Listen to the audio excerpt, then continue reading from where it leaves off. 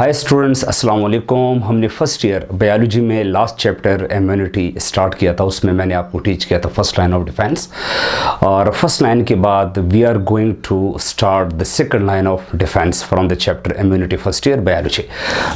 एक चीज़ आप जहन में याद रखिए डियर, जैसे कि आपको मैंने पहले भी कहा था कि इंसान के बॉडी के अंदर जो इम्यून सिस्टम है वो 3 लाइन में कैटेगराइज किया गया है। First line of defence, second line of defence और थर्ड लाइन ऑफ डिफेंस।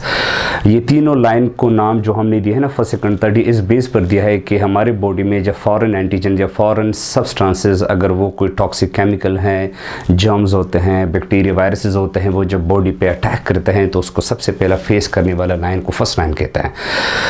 अभी जो सेकंड लाइन है ना, तो उसमें हम ऐसे बात करेंगे कि बिलफर्ज अगर जरासीम या कोई टॉक्सिक केमिकल वो सक्सेसफुली फर्स्ट लाइन को क्रॉस करे तो उसके खिलाफ, उसके अगेंस्ट बॉडी में एक्टिवेट हो जाता है सेकंड लाइन ऑफ डिफेंस। तो देखते हैं कि सेकंड लाइन ऑफ डिफेंस में कौन कौन से हथियार आते हैं, सेकंड लाइन में कौन से वाइट ब्लड सेल्स आते हैं, और वाइट ब्लड सेल्स के अलावा इसमें और ऐसे कौन से मैकेनिज्म्स आते हैं जो हमारे बॉडी में डिफेंस का रोल अदा करते हैं। जरासीम, टॉक्सिक केमिकल, हर किस्म के फॉरेन सब्सटेंसेस जो बॉडी के लिए नुकसानदेह हैं, उसको ये मौका नहीं देते हैं कि वो बॉडी को नुकसान दे सके। डियर्स, इन तीनों लाइन में जो पहले 2 लाइन है तो ये नॉन स्पेसिफिक होते हैं, और जो थर्ड लाइन है वो आपके पास स्पेसिफिक डिफेंस है। अभी फर्स्ट और सेकंड लाइन, इसको नॉन स्पेसिफिक डिफेंस हम इसलिए कहते हैं क्योंकि ये हर तरह के जर्म्स को इक्वली अटैक करता है। इसमें कोई स्पेसिफिसिटी शो नहीं होती है कि जी फॉर एग्जांपल अगर मैं बात करूं कि सेकंड लाइन में कोई वाइट ब्लड सेल है तो वो ख़ास किस्म के जर्म्स को मारते हैं, बाकी को नहीं मारते। नहीं, सेकंड लाइन ऑफ डिफेंस के अंदर जो हथियार आते हैं, जो वाइट ब्लड सेल्स आते हैं, अगर वो किसी भी फॉरेन एंटीजन या फॉरेन सब्सटेंसेस को डिटेक्ट करे, रिकॉग्नाइज करे, बस उसके खिलाफ ये फाइट करना स्टार्ट कर देते हैं और उसको बॉडी में मार देते हैं। थर्ड लाइन को फिर हम बोलते हैं स्पेसिफिक डिफेंस, क्योंकि थर्ड लाइन के जो वाइट ब्लड सेल्स होते हैं टी और बी लिम्फोसाइट, तो फिर हर एक स्पेसिफिक जर्म के खिलाफ स्पेसिफिक टी सेल और स्पेसिफिक बी सेल वर्क करते हैं, तभी हम थर्ड लाइन को स्पेसिफिक डिफेंस कहते हैं। डियर्स, मैं सबसे पहले इन द वेरी बिगिनिंग थोड़ा सा ब्रीफली आप लोगों को इंट्रोड्यूस करूँ कि सेकंड लाइन में कौन कौन सी चीज़ें आते हैं, उसके बाद फिर हम इसको स्टार्ट करते हैं। यहाँ पर आप लोग देखें, मैंने लिखा है सेकंड लाइन ऑफ डिफेंस और इसके सामने मैंने नॉन स्पेसिफिक डिफेंस लिखा है, क्योंकि ऑलरेडी मैंने इसका रीज़न आप लोगों को एक्सप्लेन किया। सेकंड लाइन ऑफ डिफेंस में मेजर 3 चीज़ें आती है। डियर स्टूडेंट, सबसे पहले इसमें वाइट ब्लड सेल्स आते हैं, और सेकंड लाइन में 2 किस्म के वाइट ब्लड सेल्स आते हैं। पहले वाइट ब्लड सेल्स को हम कहते हैं, पहले जो आपके पास टाइप है वाइट ब्लड सेल्स के, उसको फेगोसाइटिक वाइट ब्लड सेल्स कहते हैं। और फेगोसाइटिक वाइट ब्लड सेल्स के बाद जो second type of white blood sales second line में आते हैं, उसमें आपके पास कुछ लिम्फोसाइटिक वाइट ब्लड सेल्स होते हैं। जो फेगोसाइटिक वाइट ब्लड सेल्स होते हैं ना, ये वो वाइट ब्लड सेल्स होते हैं जो फेगोसाइटोसिस करते हैं, जो फेगोसाइटोस करते हैं जर्म्स को। आप लोगों ने फर्स्ट ईयर बायो में, आप लोगों ने 9-10 में भी एक प्रोसेस के बारे में सुना होगा, फेगोसाइटोसिस। फेगोसाइटोसिस एक ऐसा प्रोसेस है जिसमें एक सेल दूसरे सेल को इंजेस्ट करता है और उसको एंजाइम्स के थ्रू डाइजेस्ट करता है। तो इसका मतलब ये है कि ये जो फेगोसाइटिक वाइट ब्लड सेल्स होते हैं, इसमें ये कैपेबिलिटी होती है कि ये बाहर के माहौल से जरासीमों को पहले इंजेस्ट करते हैं, उसको इनगल्फ करते हैं और उसको फिर डाइजेस्टिव एंजाइम्स के जरिए से डाइजेस्ट करते हैं, उसका बिल्कुल कीमा करते हैं, ख़त्म करते हैं। तो फेगोसाइटिक वाइट ब्लड सेल जो है ये फेगोसाइटोसिस करते हैं, और फेगोसाइटिक वाइट ब्लड सेल जो है ये 2 होते हैं। Some are larger phagocytic white blood cell and some are smaller phagocytic white blood cell. Dear, याद रखिए जो फेगोसाइटिक वाइट ब्लड सेल में से जो large phagocytic white blood cells आते हैं, तो ये आपके पास है मैक्रोफेज। तो मैक्रोफेज जो है ये लार्जेस्ट या large phagocytic white blood cell है, और जो स्मॉलेस्ट या small phagocytic white blood cell होते हैं जिसकी साइज मैक्रोफेज के मुकाबले में कम होती है, तो ये आपके पास न्यूट्रोफिल है। तो ये दोनों वाइट ब्लड सेल, इसको फेगोसाइटिक वाइट ब्लड सेल्स कहते हैं because they do phagocytosis of the germs. Dear student, lymphocytic white blood cell जो है इसमें बेसिकली 3 किस्म की वाइट ब्लड सेल्स आते हैं, natural killer cell, T cell और बी सेल। लेकिन लिम्फोसाइटिक वाइट ब्लड सेल में नेचुरल किलर सेल ये वाहिद लिम्फोसाइटिक वाइट ब्लड सेल है जो बेसिकली सेकंड लाइन के अंदर आता है, क्योंकि नेचुरल किलर सेल जो है ये जर्म्स को मारते हैं किस अंदाज से, नॉन स्पेसिफिकली मारते हैं, तभी हमने इसको रखा है सेकंड लाइन के अंदर। सो फेगोसाइटिक वाइट ब्लड सेल और लिम्फोसाइटिक वाइट ब्लड सेल के अलावा डियर स्टूडेंट, जो सेकंड हमारे पास प्रोसेस है वो इन्फ्लेमेशन है।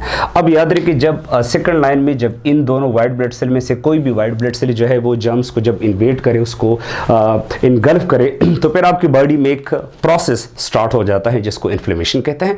और इन्फ्लेमेशन के बाद आपकी बॉडी एक थर्ड मैकेनिज्म को भी बॉडी के अंदर स्टार्ट करता है जिसको फीवर कहते हैं। फीवर और इन्फ्लेमेशन बेसिकली डिफेंसिव मैकेनिज्म होते हैं। ये एक ऐसे अमल होते हैं जिसमें एक ख़ास किस्म के प्रोसीजर के ज़रिए से जरासीम और अदर जो टॉक्सिक केमिकल्स होते हैं उसको बॉडी के अंदर ख़त्म करते हैं। कैसे करते हैं तो इंशाल्लाह ये फिर हम आने वाले लेक्चर्स में डिटेल से पढ़ेंगे।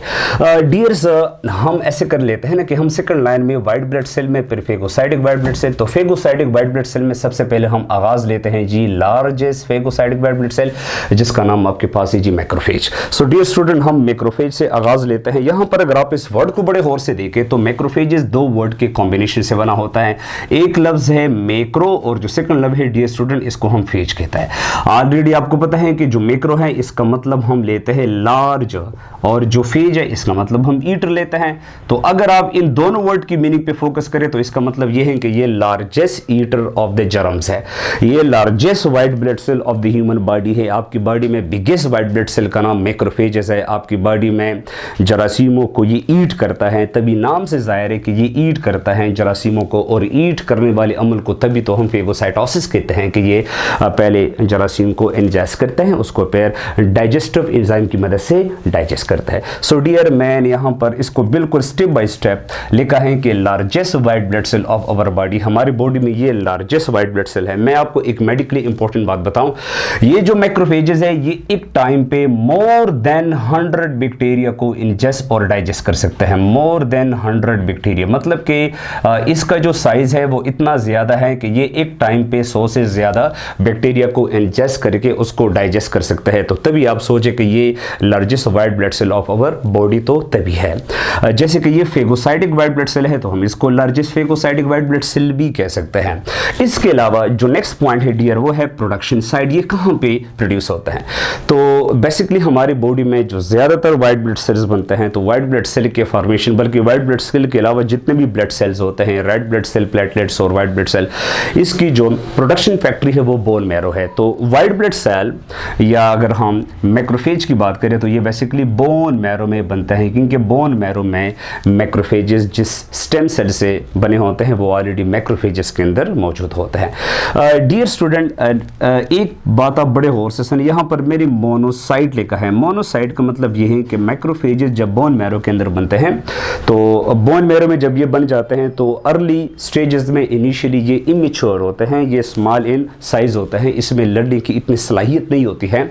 तो बोन मैरो में जब ये इमेच्योर फॉर्म में बनते हैं तो immature macrophages are called monocytes. So monocytes basically macrophages ही है, लेकिन कौन सी मैक्रोफेजेस है, मैच्योर या immature macrophages. So bone marrow में ये प्रोड्यूस होते हैं इमेच्योर फॉर्म में, और इस इमेच्योर फॉर्म को यहाँ पर बोन मैरो में हम मोनोसाइट्स कहते हैं। सो डियर स्टूडेंट, मोनोसाइट्स के फॉर्म में जब मैक्रोफेजेस बोन मैरो के अंदर बन जाते हैं तो ये पैर बोन मैरो से निकलते हैं और ये टारगेट साइट की तरफ जाते हैं। अभी मैक्रोफेजेस का टारगेट साइट कहाँ पर होता है, या टारगेट साइट का मतलब क्या है? टारगेट साइट वो साइट होता है जहाँ पर मैक्रोफेजेस पहुँच के जरासीम को डिटेक्ट करने के बाद उस पर हमला करता है, उसको फेगोसाइटोसिस अमल के जरिए से ख़त्म करता है। सो इसका टारगेट साइट जो है वो टिश्यू है या वो ऑर्गन्स है, तो ये ऑर्गन्स या टिश्यू तक अपने आप को अप्रोच करेगा, पहुँचाएगा। तो जाहिर बात है बोन मैरो से जब ये मोनोसाइट्स टिश्यू की तरफ पहुंचते हैं तो ये थ्रू ब्लड सर्कुलेशन जाएंगे।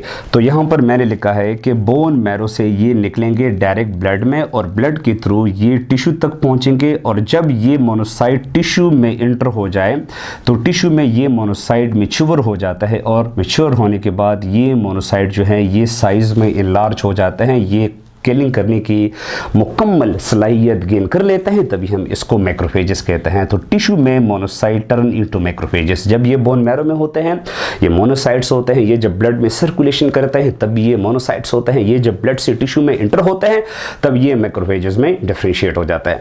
अच्छा डियर, एक बात ये भी आप जहन में याद रखें ना कि ये ब्लड में कितने टाइम के लिए सर्कुलेशन करते हैं। तकरीबन ये ब्लड में जो है 10 to 20 आवर तक ये सर्कुलेशन करते हैं, और 10 से 20 घंटे सर्कुलेशन इन्फेक्शन के बाद ये फिर टिश्यू में एंटर होते हैं। लेकिन अगर टिश्यू में कोई इन्फेक्शन कॉज हुआ, कोई जर्म ने अटैक किया, तो फिर ये टाइम जो है ये फिर फॉलो नहीं होगा, बल्कि ये मिनट और सेकंड्स के अंदर टिश्यू में दाखिल होगा और ये फिर जर्म्स को किल करेगा। अच्छा डियर, एक और पॉइंट जहन में याद रखना, यहाँ पर टिश्यू में ये कहाँ पर होते हैं। तो ये जो टिश्यू है, तो ऑलरेडी आपको पता है कि जो टिश्यू है इसका मतलब है ग्रुप ऑफ सेल। तो दिस इज़ फॉर एग्जांपल, अगर मैं कहूँ कि ये सेल का एक ग्रुप है जिसको हम टिश्यू कहते हैं ना, तो इस सेल्स के बीच में स्पेस होता है, फ्री स्पेस होता है जिसको हम टिश्यू स्पेस कहते हैं। इन ही टिश्यू स्पेस के अंदर मैक्रोफेजेस होते हैं और ये यहाँ पर रहते हैं और ये इंतज़ार करते हैं किसी भी फॉरेन सब्सटेंसेस को रिकॉग्नाइज करने के बाद उसको रिएक्ट करते हैं, उसको फिर ख़त्म करते हैं। सो ये बात भी हुई। अब याद रखें, मैक्रोफेजेस बॉडी में जहाँ पर भी होता है उसका जो वर्क है वो एज ए सिक्योरिटी गार्ड है। जैसे कि एक घर का सिक्योरिटी गार्ड होता है ना, तो वो घर का प्रोटेक्टर होता है। वो जब भी किसी ऐसे चोर को या किसी दुश्मन को, किसी एनिमल को वो रिकॉग्नाइज करे तो वो उसके खिलाफ रिएक्शन देता है। तभी मैक्रोफेजेस जो है वो सिक्योरिटी गार्ड होते हैं। ये बॉडी में जहाँ पर भी होते हैं, बोन में या ब्रेन में, लेवर में, स्टमक में, किडनी में, टिश्यूज़ में, जहाँ पर भी होते हैं, तो इसका काम सिक्योरिटी गार्ड है। अगर उस ऑर्गन पे कोई जर्म्स अटैक कर लेता है तो वो जर्म्स मैक्रोफेजेस इंजेस्ट करके उसको डाइजेस्ट करता है। सो डियर्स, आपकी बॉडी में एवरी ऑर्गन या every tissue has its own macrophages. हमारी बॉडी के टिश्यू या ऑर्गन के अपने अपने मैक्रोफेजेस होते हैं। जैसे कि मैंने कुछ नाम यहाँ पर लिखे हैं, मैं आप लोगों को अनाउंस करूँ। जैसे कि लंग्स के मैक्रोफेजेस को हम बोलते हैं एल्वियोलर मैक्रोफेजेस। और एल्वियोलर मैक्रोफेजेस लंग्स के सिक्योरिटी गार्ड है। ये लंग्स के जर्म्स को डिटेक्ट करने के बाद उसको फिर फेगोसाइटोस करेंगे, ख़त्म करेंगे। ऐसे बोन के मैक्रोफेजेस को ओस्टियोक्लास्ट कहते हैं। ये बोन को हर किस्म के जर्म्स और उसके इन्फेक्शन से प्रोटेक्ट करता है। ऐसे लिवर के मैक्रोफेजेस को कफर सेल कहते हैं। ब्रेन के मैक्रोफेजेस को माइक्रोग्लिया कहते हैं। लिम्फ नोड्स में रहने वाले मैक्रोफेजेस को साइनस हेस्टियोसाइट्स कहते हैं। और फीट टिश्यू, जो आप लोगों के इनरमोस्ट लेयर ऑफ स्किन जिसको हम हाइपोडर्मिस कहते हैं, उसके जो टिश्यूज होते हैं जिसमें फैट स्टोर होते हैं, फैटी टिश्यू, उसमें रहने वाले मैक्रोफेजेस को एडिपोज टिश्यू मैक्रोफेजेस कहते हैं। तो ये मैंने कुछ एग्जांपल्स लिखे हैं। मेरे कहने का मतलब ये है कि हर एक टिश्यू के अंदर जो मैक्रोफेजेस रहते हैं तो वो टिश्यू को जर्म्स के अटैक से प्रोटेक्शन देता है। अब हम आते हैं जी मैक्रोफेजेस का, हम ओवरऑल थोड़ा सा कंसेप्चुअली उसके फंक्शन को समझने की कोशिश करते हैं कि मैक्रोफेजेस बेसिकली जर्म्स की किलिंग कैसे करते हैं और उसके स्टेप बाय स्टेप फंक्शन यहाँ पर मैंने मेंशन किया है। डियर स्टूडेंट, मैक्रोफेजेस का पहला फंक्शन है फेगोसाइटोसिस। क्योंकि मैक्रोफेज सिक्योरिटी गार्ड है, ये बॉडी के जिस ऑर्गन में भी जरासीम को पहले रिकॉग्नाइज करे तो उसको वो डायरेक्ट इनगल्व करके ख़त्म करता है। जैसे कि लेट्स सपोज ये जो आप लोग अमीबा शेप, क्योंकि मैक्रोफेज बेसिकली अमीबाइड शेप रखता है और ये अमीबा लाइक मूवमेंट के ज़रिए से ये जरासीम को इंजेस्ट करते हैं, उसको फिर ख़त्म करते हैं। और इंटरेस्टिंग बात यह है डियर स्टूडेंट के जो मैक्रोफेजेस होता है इसके पास स्पेशलाइज किस्म के ऑर्गेनील्स होते हैं, जो जिसका नाम आप लोगों ने सुना होगा। These organelles in the cytoplasm of the macrophages are called lysosome. Lysosome के अंदर हथियार होते हैं जिसको हम लाइसोसोमल एंजाइम्स कहते हैं। तो लाइसोसोमल एंजाइम्स होते हैं जो बेसिकली डाइजेस्टिव इन नेचर होते हैं। और लाइसोसोमल एंजाइम के अलावा लाइसोसोम के अंदर कुछ पर ऑक्साइड होते हैं और कुछ और इंपॉर्टेंट एंजाइम होते हैं जिसको डिफेंसिन कहते हैं। ये सारे वो हथियार होते हैं लाइसोसोमल एंजाइम, पेरोक्साइड, डिफेंसिन, जो मैक्रोफेजेस इस्तेमाल करते हैं डाइजेशन ऑफ जर्म्स के लिए। सो ये मैक्रोफेज के बाहर बैक्टीरिया है। जब ये बैक्टीरिया मैक्रोफेजेस जो है वो इनगल्फ करे तो फिर मैक्रोफेजेस जो है इस बैक्टीरिया को अंदर इनगल्फ करने के बाद इस पे छोड़ देते हैं ये digestive enzyme H2O2 hydrogen peroxide जैसे टॉक्सिक केमिकल और डिफेंसिन एंजाइम, और इस बैक्टीरिया को डाइजेस्ट करता है। ठीक है, यहाँ तक तो हम इसको फेगोसाइटोसिस करते हैं कि पहले इसको इनगल्फ करके और इसको फिर बाद में एंजाइम के ज़रिए से डाइजेस्ट करते हैं। अभी डियर स्टूडेंट, मैक्रोफेजेस जो है इसको फेगोसाइटिक वाइट ब्लड सेल के साथ साथ हम इसको एक और नाम भी देते हैं और दूसरा नाम जो है इसका सेकंड फंक्शन को रिप्रेजेंट करता है और वो है APC। हम मैक्रोफेजेस को एंटीजन प्रेजेंटिंग सेल भी कहते हैं। अब मैंने आपको previous lecture first line of defence में भी कहा था कि जो वाइट ब्लड सेल किसी जर्म को रिकॉग्नाइज करता है तो उसके लिए तरीक़ेकार ये होता है कि बिलफर्स, अगर ये आपके पास एक बैक्टीरिया होता है ना, तो बैक्टीरिया के सर्फेस सरफेस के ऊपर कुछ मॉलिक्यूल होते हैं जिसको एंटीजन कहते हैं। और फॉर एग्जांपल अगर इसके पास कोई वाइट ब्लड सेल आ जाए तो ये वाइट ब्लड सेल इसके सरफेस के ऊपर रिसेप्टर होते हैं। So when the receptor of the white blood cell bind to the antigen on the surface of germs या bacteria, so this white blood cell get activated and it will give reaction against this bacteria. So same case here as well कि ये जो bacteria यहाँ पे digest हुआ तो इसमें कुछ एंटीजन पोर्शन भी होते हैं, ठीक है। मिसाल के तौर पे इस बैक्टीरिया के डाइजेशन के बाद यहाँ पर मैं जो ए लिख रहा हूँ ये बेसिकली इसी बैक्टीरिया के वजूद के कुछ पीसेस है जिसको पीसेस या फ्रेगमेंट ऑफ एंटीजन कहते हैं। तो मैक्रोफेजेस दूसरा काम ये करेगा कि मैक्रोफेज के सरफेस के ऊपर डियर स्टूडेंट कुछ खास किस्म के मॉलिक्यूल होते हैं जिसको हम MHC मॉलिक्यूल कहते हैं। MHC को हम एब्रिविएट करते हैं मेजर हिस्टो कंपैटिबिलिटी मॉलिक्यूल। इसके ऊपर इंशाल्लाह मजीद हम आने वाले लेक्चर में डिटेल से बात करेंगे। MHC के पर आपके पास दो टाइप है, MHC1 MHC2, लेकिन यहाँ पर मैं कहना ये चाह रहा हूँ कि मैक्रोफेजेस जो हैं ये MHC मॉलिक्यूल के ज़रिए से बैक्टीरिया के जो एंटीजन पीसेस होते हैं, एंटीजन पार्ट होते हैं, इसको लेके MHC मॉलिक्यूल के ज़रिए से सरफेस पे डिस्प्ले करते हैं, प्रेजेंट करते हैं। चूंकि मैक्रोफेज ने MHC मॉलिक्यूल के ज़रिए से बैक्टीरियल एंटीजन को सरफेस पे डिस्प्ले किया, हम इस प्रोसेस को कहते हैं एंटीजन प्रेजेंटेशन। और इस फंक्शन के बाद मैक्रोफेजेस को हम नाम देते हैं एंटीजन प्रेजेंटिंग सेल एपीसी। तो अब ये बहुत इंपॉर्टेंट अमल है कि ये ऐसा क्यों करता है। ऐसा इसलिए करता है कि जब मैक्रोफेज MHC मॉलिक्यूल के जरिए से सरफेस पे एंटीजन को डिस्प्ले करता है तो इसी मैक्रोफेजेस के साथ मोहल्ले में एक दूसरा वाइट ब्लड सेल रहता है और इस वाइट ब्लड सेल का नाम है जी टी हेल्पर सेल। और याद रखिए कि T helper cell is the cell belong to the third line of defence system. अब ये टी हेल्पर सेल अनएक्टिवेटेड है, इसको कुछ नहीं पता कि जी मैक्रोफेजेस लगा हुआ है बैक्टीरिया को खत्म करने में। तो ये मैक्रोफेजेस एक काम ये करता है कि ये इसी टी हेल्पर सेल को एक केमिकल के जरिए से एक्टिवेट करता है और इस केमिकल को साइटोकिन कहते हैं। तो जब ये मैक्रोफेज साइटोकिन केमिकल को रिलीज करता है और साइटोकिन केमिकल जाकर इसी टी हेल्पर सेल को एक्टिवेट करता है, क्योंकि टी हेल्पर सेल के सरफेस के ऊपर एक रिसेप्टर होता है जिसको TCR कहते हैं, टी सेल रिसेप्टर। सो जब साइटोकिन केमिकल इसी TCR रिसेप्टर के साथ बाइंड होता है तो टी हेल्पर सेल को एक सिग्नल मिल जाता है कि प्लीज आपको मैक्रोफेज बुला रहा है।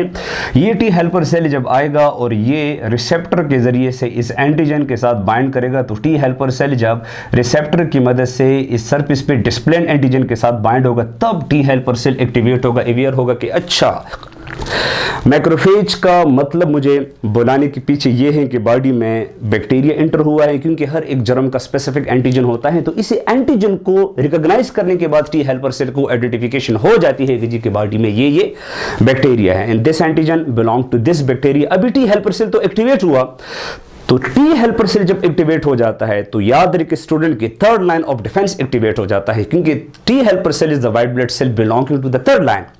अब मैक्रोफेज खुद सेकंड लाइन ऑफ डिफेंस में आता है और T helper cell is the white blood cell of third line. तो हम यूं भी कह सकते हैं कि मैक्रोफेज सेकंड और थर्ड लाइन के दरमियान एक ब्रिज का रोल अदा करता है। मैक्रोफेज ही वो वाइट ब्लड सेल होते हैं जो थर्ड लाइन ऑफ डिफेंस को एक्टिवेट करता है, क्योंकि T helper cell third line में first activated white blood cell है कि ये फर्स्ट वाइट ब्लड सेल है जो थर्ड लाइन ऑफ डिफेंस में एक्टिवेट होता है with the help of macrophages through a very important activity called antigen presentation. फिर टी हेल्पर सेल आगे बी सेल को भी एक्टिवेट करता है, टी सेल के बाकी टाइप्स को भी एक्टिवेट करता है। तो एक बूस्टर रिस्पॉन्स जरासीम के खिलाफ बॉडी में आपके पास शुरू हो जाता है। तो कहने का मतलब ये है कि मैक्रोफेजेस जो है ये एंटीजन प्रेजेंटेशन अमल सिर्फ टी हेल्पर सेल को एक्टिवेट करने के लिए करता है। तो मैक्रोफेज खुद भी फाइट करता है और जब टी हेल्पर सेल और पूरा थर्ड लाइन जब एक्टिवेट हो जाता है तो जरासीमों के खत्म होने के चांसेस बॉडी में ज्यादा हो जाते हैं, नॉर्मली हम इन्फेक्शन से प्रोटेक्ट हो जाते हैं। सो ये तो हुआ जी सेकंड फंक्शन भी एंटीजन प्रेजेंटेशन। डियर तीसरा फंक्शन ये है कि it destroy the damage tissue. याद रखें हमारे बॉडी में अगर हमें कोई इंजरी हो जाती है, फॉर एग्जांपल हमारे बोन में कोई क्रैक पैदा हो जाते हैं और हमारे बोन के टिश्यू डैमेज हो जाते हैं, तो बोन में ऑलरेडी जो मैक्रोफेजेस रहते हैं इसको ओस्टियोक्लास्ट कहते हैं। तो ओस्टियोक्लास्ट आएगा और ये बोन के डैमेज टिश्यू को ईट करेगा, खाएगा, ताकि वहाँ पे जो गंदगी पड़ी है, कचरा पड़ा है, सेलुलर डिब्रेस डेड टिश्यू की शक्ल में, ताकि वो रिमूव हो जाए। इससे फिर आके पस बनता है जो बॉडी उसको बिल्कुल फिर क्लियर कर लेता है। ठीक है, तो एक तो ये हुआ।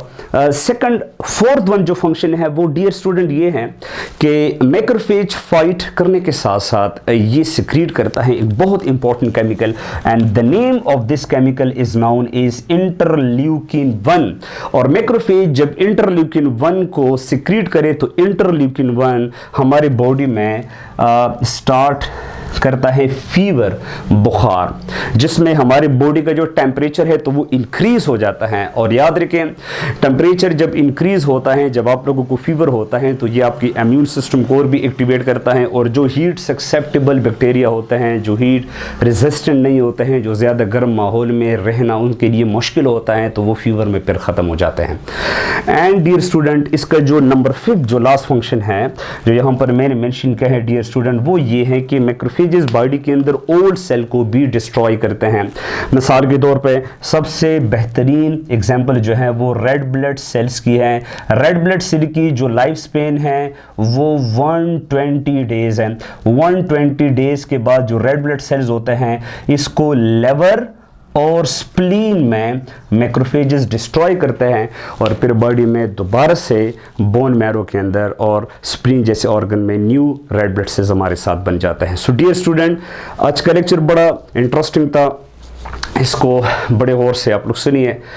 मैक्रोफेजेस के मुकम्मल एक एक चीज़ के बारे में आपको मैंने एक्सप्लेन किया। सो प्लीज़ ये वीडियो आप लोग अपने फ्रेंड्स के साथ शेयर करें, और इसको प्लीज़ आप लोग लाइक भी करें, and don't forget to subscribe my channel biology zone. Thank you so much, stay blessed.